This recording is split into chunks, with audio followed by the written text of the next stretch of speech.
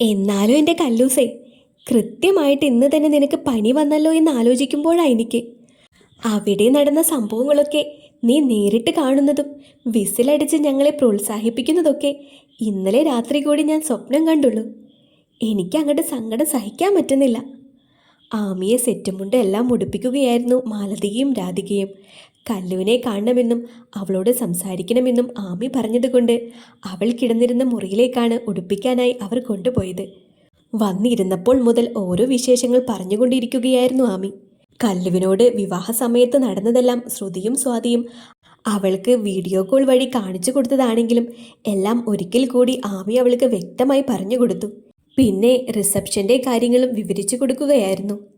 അയ്യോ എൻ്റെ ചേച്ചി, ഞാൻ ഇവിടെ ഇരുന്ന് ഓരോ ഡയലോഗിനും വിസിലടിക്കുകയും കൈയടിക്കുകയും ചെയ്തു. ശ്രുതി ചേച്ചി സൗണ്ട് കുറച്ച് വെച്ചതുകൊണ്ടാണ് നിങ്ങൾക്കത് കേൾക്കാൻ പറ്റാതെ പോയത്.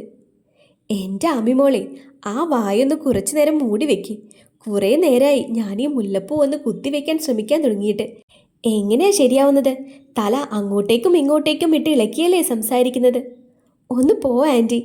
ഇന്നത്തെ മുഴുവൻ വിശേഷങ്ങളും എനിക്ക് അവളോട് പറയണം, എന്നാലേ സമാധാനം കിട്ടും. അങ്ങനെയെങ്കിലും എൻ്റെ കല്ലുമോൾക്ക് സമാധാനം കിട്ടട്ടെ. അപ്പോൾ ഇപ്പോഴൊന്നും നിർത്താൻ തീരുമാനിച്ചിട്ടില്ലേ? മാലതി എളിക്ക് കയ്യും കുത്തി ആമിയെ നോക്കി ചോദിച്ചു. എന്ന് ചോദിച്ചാ എനിക്ക് കുറച്ച് കാര്യം കൂടി പറയാനുണ്ട് ഇവളുടെ അടുത്ത്. രാധേച്ചി, ആ ചെക്കൻ്റെ അടുത്ത് വാതിലടച്ച് കിടന്നോളാൻ പറ. ഇവള് പോകുമ്പോൾ നേരം വെളുക്കുമെന്ന് തോന്നുന്നു. ആമിയെ നോക്കി കണ്ണുരുട്ടി പേടിപ്പിച്ചുകൊണ്ട് മാലതി പറഞ്ഞു. രാധികയ്ക്കും അവളുടെ ഇരിപ്പും സംസാരവും ഒക്കെ കണ്ട് ചിരി വരുന്നുണ്ടായിരുന്നു. അയ്യോ, അങ്ങനെയൊന്നും പറഞ്ഞേക്കല്ലേ അമ്മേ. മാലതി ആൻറ്റി, ഒരു കാര്യം ചെയ്യേ, ഒരു പാല് കൊണ്ട് വന്ന് ഇവിടെ വെച്ചിട്ട് പോയിക്കോ. ഞാൻ കുറച്ചു നേരം കൂടി സംസാരിച്ചിട്ട് പോയിക്കോളാം. മാലതിയെ നോക്കി പറഞ്ഞിട്ട് അവൾ പിന്നെയും തൻ്റെ സംസാരത്തിലേക്ക് തന്നെ തിരിഞ്ഞു. രാധിക അത് കണ്ട് ചിരിച്ചു പോയി. ദേ, ഒറ്റയടി ഞാനങ്ങ് വെച്ച് തരും, എഴുന്നേറ്റ് പൊയ്ക്കേ കൊച്ചേ. ആ ഒരൊറ്റ വാചകത്തിൽ ആമി ഇരുന്ന് എടുത്തു നിന്നും എഴുന്നേറ്റ് അടുക്കളയിലേക്ക് ഓടി. പാലുമായി അവൾ മുറിയിലേക്ക് ചെല്ലുമ്പോൾ ദർശൻ ആരോ ആയി ഫോണിൽ സംസാരിക്കുകയായിരുന്നു. എടാ നിഖിലേ, നീയൊന്ന് ഫോൺ വെക്കേ, അവൾ വന്നു. ബാക്കി നമുക്ക് നാളെ സംസാരിക്കാം. ആ വിളിയിൽ നിന്നും അവൻ സംസാരിച്ചു കൊണ്ട് നിന്നത് നിഖിലിനോടാണെന്ന് അവൾക്ക് മനസ്സിലായി. ദർശൻ അവളെ നോക്കി നിന്നു. 3 വേഷങ്ങളിൽ ഇന്നവൻ അവളെ കണ്ടു. അതിലേറ്റവും സുന്ദരിയായി അവന് തോന്നിയത് ഈ സെറ്റുമുണ്ടിൽ തന്നെയാണെന്ന് അവൻ ഓർത്തു. യാതൊരുവിധ ചമയങ്ങളും ഇല്ലെന്ന് തന്നെ വേണമെങ്കിൽ പറയാം. കഴുത്തിൽ താൻ കെട്ടിയ താലി, ഇരുകൈയിലും ഓരോ വള, നെറുകയിൽ സിന്ദൂരം കട്ടി ചുവപ്പിൽ ചാർത്തിയിട്ടുണ്ട്. ആ സിന്ദൂരത്തിൻ്റെ ചുവപ്പ് മുഖത്തേക്കും പടർന്നതുപോലെ ദർശന് തോന്നി. ഇതുവരെ കാണാത്ത അത്ര സുന്ദരിയായി ആമി അവന് തോന്നി. അവളുടെ കണ്ണിലേക്ക് തന്നെ നോക്കിക്കൊണ്ട് അവൻ അവൾക്കടുത്തേക്ക് നടന്നു വന്നു. ആമി അന്നേരം വാതിലടച്ച് കുറ്റിയിട്ട് പാലിൻ്റെ ഗ്ലാസ് ടേബിളിൽ കൊണ്ടുവന്ന് വെച്ചു. അവൾ തിരിഞ്ഞു നിന്നതും തൻ്റെ അരികിൽ ചിരിയോടെ നിൽക്കുന്ന ദർശനെയാണ് കണ്ടത്. പ്രണയത്തോടെ ഒരു കടാക്ഷം പ്രതീക്ഷിച്ചുകൊണ്ട് ദർശൻ അവളെ നോക്കി. മുന്നിൽ നിൽക്കുന്നവനെ ദേഷ്യത്തോടെ പിടിച്ചു തള്ളിയിട്ട് ആമി അതേ ദേഷ്യത്തോടെ തന്നെ കട്ടിലിൽ ചെന്നിരുന്നു. കാര്യം മനസ്സിലാവാതെ അവൻ അവൾക്കരികിലേക്ക് ചെന്നു. എന്താ ആമി, എന്തു പറ്റി നിനക്ക്? ആരോട് ചോദിച്ചിട്ടാ എൻ്റെ കിൻഡർ ജോയ് എടുത്ത് ആ കുട്ടികൾക്ക് കൊടുത്തത്? അവളുടെ ചോദ്യം കേട്ട് ദർശൻ അവളെ കണ്ണും മിഴിച്ചു നോക്കി. അപ്പോഴാണ് അവനൊരു കാര്യം വ്യക്തമായത്. അവളുടെ മുഖത്ത് അവൻ കണ്ട ചുവപ്പ് രാശി അത് കുങ്കുമത്തിൻ്റേതല്ല, അതവളുടെ ദേഷ്യത്തിൻ്റേതാണെന്ന്. നീ എന്താടീ പറയുന്നത്? സുഭാഷ് ഏട്ടൻ എനിക്ക് കൊണ്ടുവന്ന് തന്നില്ലേ കിൻഡർ ജോയ്, അതെടുത്ത് കുട്ടികൾക്ക് കൊടുത്തത് എന്തിനാണെന്ന് ഒന്നുകൂടി ദേഷ്യത്തോടെ അവൾ ചോദിച്ചു. അതാ കൊച്ചുങ്ങൾ നോക്കുന്നത് കണ്ടപ്പോൾ. കുഞ്ഞുങ്ങൾക്ക് അതൊക്കെ വലിയ ഇഷ്ടല്ലേ, അതുകൊണ്ട് കൊടുത്തതാണ്. ഒരെണ്ണമെങ്കിലും ബാക്കി വെക്കാമായിരുന്നില്ലേ? എല്ലാം കൊടുത്തില്ലേ? സുഭാഷേട്ടൻ അത് തന്നപ്പോൾ ഞാൻ എന്തൊക്കെ സ്വപ്നം കണ്ടുകൂട്ടിയെന്നറിയോ ദർശേട്ടന്? കണ്ണൊക്കെ നിറച്ച് ചുണ്ടൊക്കെ വിതുമ്പി പിടിച്ചുകൊണ്ട് ആമി പറഞ്ഞതും ദർശൻ കുറച്ചുകൂടി അവൾക്കരികിലേക്ക് ചേർന്നിരുന്നു. കിൻഡർ ജോയ് വെച്ച് നീ എന്ത് സ്വപ്നമാണ് നെയ്തു കൂട്ടിയത്? ഇന്ന് രാത്രി നമ്മൾ 2 പേരും ഒരുമിച്ചിരുന്ന് ആ കിൻഡർ ജോയ് കഴിക്കുന്നതാ ഞാൻ സ്വപ്നം കണ്ടത്. ഒന്ന് ആലോചിച്ച് നോക്കിക്കേ, നമ്മൾ ഒരുമിച്ച് ചോക്ലേറ്റ് കഴിക്കുന്നു, അത് കഴിഞ്ഞ് അതിലെ ടോയ് നമ്മൾ 2 പേരും കൂടി ഫിക്സ് ചെയ്യുന്നു. ഹാ, അടിപൊളി അല്ലേ? എല്ലാം മനസ്സിൽ സങ്കല്പിച്ച് കാണുന്നത് പോലെ ദൂരേക്ക് നോക്കി ആലോചനയോടെ ആമി പറയുന്നത് ദർശൻ കണ്ണും മിഴിച്ച് നിന്നു കേട്ടു.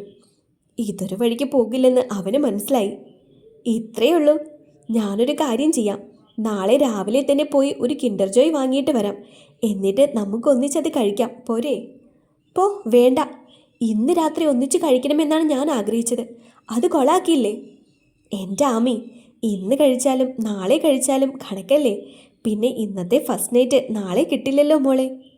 പറയുന്നതിനോടൊപ്പം തന്നെ അവൻ അവളുടെ കവിളിലൊന്ന് തഴുകി. അയ്യടാ, ഫസ്റ്റ് നൈറ്റും ഇല്ല ലാസ്റ്റ് നൈറ്റും ഇല്ല, ഒന്നുമില്ല. ആദ്യം എൻ്റെ കിൻഡർ ജോയ് വാങ്ങിയിട്ട് വാ, എന്നിട്ട് മതി ഫസ്റ്റ് നൈറ്റ്. അപ്പോൾ കിൻഡർ ജോയ് ഇല്ലെങ്കിൽ ഫസ്റ്റ് നൈറ്റ് ഇല്ലേ? ഇല്ലെന്നല്ലേ പറഞ്ഞത്? അവസാനത്തെ വാക്കാണോ? അതെ. പറയുന്നതിനോടൊപ്പം തന്നെ അവൾ ബെഡിലേക്ക് കയറി കിടന്ന് പുതപ്പെടുത്ത് പുതച്ചു. ദർശൻ നിസ്സഹായതയോടെ അവളെ നോക്കി നിന്നു. ദേവി വിച്ചുവിനെയും ദൂരെ ആകാശത്ത് തെളിഞ്ഞു കാണുന്ന നിലാവിനെയും മാറി മാറി നോക്കി. നിലാവെളിച്ചത്തിൽ അവനെ കാണാൻ ഒരു പ്രത്യേക ഭംഗി എന്നതുപോലെ അവൾക്ക് തോന്നി. പെട്ടെന്ന് ആരോ തൻ്റെ അരികിൽ നിൽക്കുന്നത് പോലെ തോന്നി. വിച്ചു തിരിഞ്ഞു നോക്കി. കൊച്ച്, ഇത് എപ്പോൾ വന്നു? അവളെ പെട്ടെന്ന് കണ്ട ഞെട്ടലിൽ അവൻ ചോദിച്ചു. കുറച്ചു നേരമായി. എന്നിട്ടെന്താ എന്നെ വിളിക്കാഞ്ഞേ? ഞാനും ചുമ്മാ അങ്ങനെ ഓരോന്ന് ആലോചിച്ചു നോക്കി നിന്നു. എന്താ കൊച്ചു നോക്കി നിന്നത്? കുസൃതി നിറഞ്ഞൊരു ചിരിയോടെ അവൻ ചോദിച്ചു.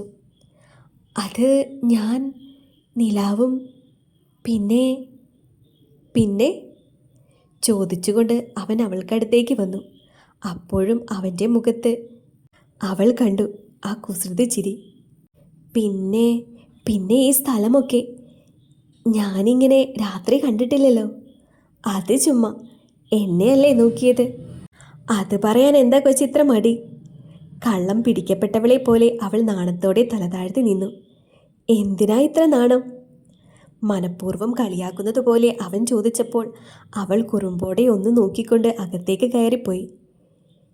ദേഷ്യം പിടിപ്പിക്കാൻ വേണ്ടി പറഞ്ഞതൊന്നുമല്ല ഞാൻ, ശരിക്കും പറഞ്ഞതാ. എനിക്കറിയാം തൻ്റെ ഉള്ളിലിപ്പോൾ എന്താണെന്ന്, എന്തിൻ്റെ നാണമാണ് ഈ മുഖത്തിപ്പോൾ ഉള്ളതെന്നും. ഇന്നത്തെ ഈ രാത്രിയെക്കുറിച്ച് ഓർത്തിട്ടുള്ള നാണവും പേടിയുമൊന്നും ഈ മുഖത്ത് വേണ്ട.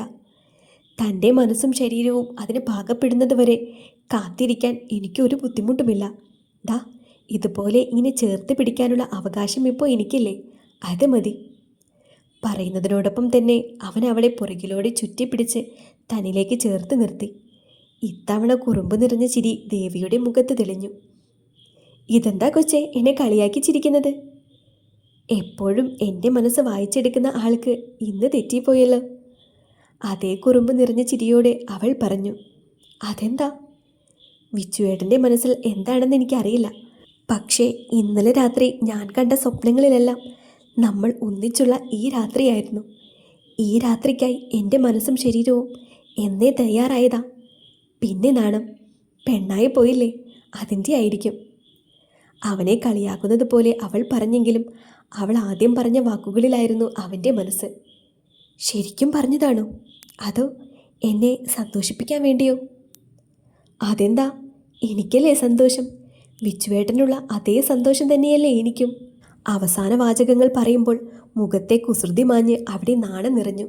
ചുവന്നു തുടുത്ത മുഖത്തോടെ അവൾ കണ്ണുകൾ മാത്രം പൊക്കി അവനെയൊന്ന് നോക്കി. അവനിൽ നിന്നും ഒട്ടും അകന്നു മാറാതെ തന്നെ അവൾ പറഞ്ഞു. ആ വാക്കുകൾ അവൻ്റെ മനസ്സിനെ മാത്രമല്ല ശരീരത്തെയും ഉണർത്തി. ആ ചേർത്തുനിൽപ്പിൽ ഇതുവരെയും തോന്നാത്ത വികാരങ്ങൾ അവൻ്റെ മനസ്സിൽ തോന്നിത്തുടങ്ങി. അവനവളെ ആ നിൽപ്പിൽ തന്നെ ഇരു കൈകളാൽ കോരിയെടുത്തുകൊണ്ട് കട്ടിലിലേക്ക് നടന്നു. കട്ടിലിലേക്ക് വളരെ പതുക്കെ അവളെ അവൻ ചേർത്ത് കിടത്തി. ഒട്ടും ധൃതി കാണിക്കാതെ പതുക്കെ ബലം കൊടുക്കാത്ത രീതിയിൽ അവൾക്ക് മേലെയായി അവനും കിടന്നു. കുറച്ചുനേരം രണ്ടുപേരും പരസ്പരം കണ്ണുകൾ കൊണ്ട് നോക്കിക്കിടന്നു. അവൻ്റെ നോട്ടം താങ്ങാൻ വയ്യാതായപ്പോൾ അവൾ നാണത്താൽ അപ്പുറത്തെ വശത്തേക്ക് മുഖം ചിരിച്ച് പിടിച്ചു. അതേ നിമിഷം തന്നെ അവൻ തൻ്റെ കൈയാൽ അവളുടെ മുഖം തനിക്ക് നേരെ അടുപ്പിച്ചുകൊണ്ട് ആ മുഖം ആകെ ചുംബനങ്ങൾ കൊണ്ട് മൂടി. മുഖത്തു നിന്നും പതുക്കെ അവൻ അവളുടെ അധരങ്ങളിലേക്കും ചേക്കേറി. ശ്വാസം വിലങ്ങുമെന്നായപ്പോൾ അവൻ അവളിൽ നിന്നും ചുണ്ടുകൾ വേർപ്പെടുത്തി. സ്വന്തമാക്കിക്കോട്ടെ ഞാനെൻ്റെ കൊച്ചിനെ. ദേവി നാണത്തോടെയൊന്ന് പുഞ്ചിരിച്ചു. ആ പുഞ്ചിരി അവൻ അവളുടെ സമ്മതമായി കണ്ടു. ഒട്ടും പ്രതീക്ഷിക്കാത്ത നിമിഷത്തിൽ അവൻ അവളുടെ കഴുത്തിലേക്ക് മുഖം ഒളിപ്പിച്ചപ്പോൾ ദേവിയൊന്നേങ്ങി. ആ ശബ്ദം അവൻ്റെ ശരീരത്തിലും മാറ്റങ്ങളുണ്ടാക്കി. അവൻ്റെ കൈകളും അധരങ്ങളും അവളുടെ ശരീരത്തിൽ പുതുവർണ്ണങ്ങൾ ചാലിച്ചപ്പോൾ ഏതോ സ്വപ്നലോകത്തെന്ന പോലെ ദേവിയും അതിൽ അലിഞ്ഞു ചേർന്നു. ഒടുവിൽ ഒരു ചെറു നോവായി അവൻ അവളിലേക്ക് കടന്നു കയറിയപ്പോൾ ആദ്യമായി അറിയുന്ന വേദനയിൽ അവളൊന്ന് പേടിച്ചു. ആ ഭയത്തെയും അവൻ തൻ്റെ സ്നേഹചുംബനങ്ങളിൽ മാറ്റിയെടുത്തു. ഒടുവിൽ പുറത്തേക്ക് തകർന്നു പെയ്യുന്ന മഴയിലും അകത്തെ എ സിയുടെ കുളിരിലും പോലും ഇരുദേഹങ്ങളിൽ നിന്നും വിയർപ്പ് കണങ്ങൾ അടർന്നു. ജനലിൻ്റെ ഗ്ലാസ്സിലൂടെ മുറിയിലേക്കെത്തുന്ന മിന്നലിൻ്റെ പ്രകാശം ആമിയെ വല്ലാതെ ഭയപ്പെടുത്തി. കണ്ണടച്ചു പിടിച്ച് ഉറക്കം വരുത്താനായി അവൾ ശ്രമിച്ചുവെങ്കിലും തൊട്ടടുത്ത നിമിഷം അതിഭയങ്കരമായ ശബ്ദത്തോടെ എത്തുന്ന ഇടിവെട്ട് അവളെ പിന്നെയും കൂടുതൽ ഭയപ്പെടുത്തി. കുറച്ചുനേരം കൂടി ദർശൻ അവളുടെ പിണക്കം മാറ്റാൻ ശ്രമിച്ചുവെങ്കിലും അവൾ ഒട്ടും മെരുങ്ങുന്നില്ല എന്നായപ്പോൾ അവൻ ആ ശ്രമം ഉപേക്ഷിച്ച് കട്ടിലിൻ്റെ ഒരുവശത്തേക്ക് ചുരുണ്ടുകൂടി കിടന്നു. കുറച്ചുനേരം കൂടി അവൾ അങ്ങനെ തന്നെ കിടന്നുറങ്ങാൻ ശ്രമിച്ചു നോക്കി. പക്ഷേ ഇടിമിന്നലിൻ്റെ വ്യാപ്തി കൂടി വരുന്നതല്ലാതെ ഒട്ടും കുറയുന്നില്ല എന്നായപ്പോൾ ആമി പുതപ്പ് മാറ്റി എഴുന്നേറ്റിരുന്നു. മറുവശം കിടക്കുന്നവനെ ഒന്ന് നോക്കി. അതേ നിമിഷം തന്നെയാണ് അതിശക്തമായ ഒരു ഇടിമിന്നലുണ്ടായത്. ഭയന്നു പോയ ആമി തൻ്റെ വഴക്കും ദേഷ്യവുമെല്ലാം മാറ്റിവെച്ച് അവനെ ഉണർത്താനുള്ള ശ്രമം തുടങ്ങി. ദർശേട്ടാ, ദർശേട്ടാ, ഒന്ന് എഴുന്നേറ്റേ വേഗം. തലയടക്കം പുതപ്പ് മൂടി കിടക്കുന്നവനെ അവൾ ശക്തമായി കുലുക്കി വിളിച്ചുണർത്താൻ ശ്രമിച്ചു. ഉറക്കം നടിച്ച് കിടക്കുകയായിരുന്നുവെങ്കിലും അവളോടുള്ള പിണക്കം ഒന്ന് സൂചിപ്പിക്കാനായി അവൻ ഉറക്കം മുറിഞ്ഞുവെന്ന പോലെ അഭിനയിച്ചുകൊണ്ട് ദേഷ്യത്തോടെ നോക്കി. നിനക്ക് രാത്രി ഉറക്കമൊന്നുമില്ലേ പെണ്ണെ? എങ്ങനെ ഉറങ്ങാനാ? പുറത്തേക്കൊന്ന് ശ്രദ്ധിച്ചേ. പുറത്തെന്താ? ചുറ്റിനും ഒന്ന് നോക്കിക്കൊണ്ട് അവൻ ചോദിച്ചു. ഇടി വെട്ടുന്നത് കേട്ടില്ലേ? എങ്ങനെ ഉറങ്ങുന്നത്? ഇടിമിന്നലൊക്കെ തന്നെത്താനെ ഉണ്ടായിക്കോളും. അതിന് നീ ഉണർന്നിരിക്കേണ്ട ആവശ്യമൊന്നുമില്ല. ദേഷ്യത്തോടെ ഒന്ന് പറഞ്ഞിട്ട് അവൻ തിരിഞ്ഞു കിടന്നു. എനിക്ക് പേടിയാ. അപ്പാർട്ട്മെൻറ്റിലായിരുന്നുവെങ്കിൽ ഇടി വെട്ടുമ്പോൾ സ്വാതി എന്നെ കെട്ടിപ്പിടിച്ച് കിടക്കും. ആ, എന്നാ അവളോട് വന്ന് കെട്ടിപ്പിടിച്ച് കിടക്കാൻ പറ. കുറുമ്പ് നിറഞ്ഞ ചിരിയോടെ ദർശൻ പറഞ്ഞു. അവൻ തിരിഞ്ഞു കിടക്കുന്നത് കൊണ്ട് ആമി അത് കണ്ടില്ല. ദർശേട്ടന് കിടന്നോടെ അതുപോലെ? സൗകര്യമില്ല. കിൻഡർ ജോയ് കൊണ്ടുവരാതെ നിന്നെ തുടരുതെന്നല്ലേ നീ പറഞ്ഞത്? പറഞ്ഞ വാക്ക് അങ്ങനെ തന്നെ ഇരിക്കട്ടെ. ഇത്രയും ഗതികെട്ട ഒരു ഫസ്റ്റ് നൈറ്റ് ലോകത്ത് ആർക്കും ഉണ്ടായി കാണില്ല. ഇനി കെട്ടിപ്പിടിച്ചിട്ട് വേണം ഉള്ള കൺട്രോൾ കൂടി പോകാൻ. ആദ്യത്തേത് ഉറക്കെയും ബാക്കി പിറുപിറുക്കുന്നത് പോലെയും അവൻ പറഞ്ഞു. എന്തുവായി പിറുപിറുക്കുന്നേ? നാളെ രാവിലെ തന്നെ കിൻഡർ ജോയ് എത്തിച്ചു തരാമെന്നാ പറഞ്ഞത്. പറയുന്നതിനോടൊപ്പം തന്നെ അവൻ പുതപ്പെടുത്ത് തലവഴി മൂടി.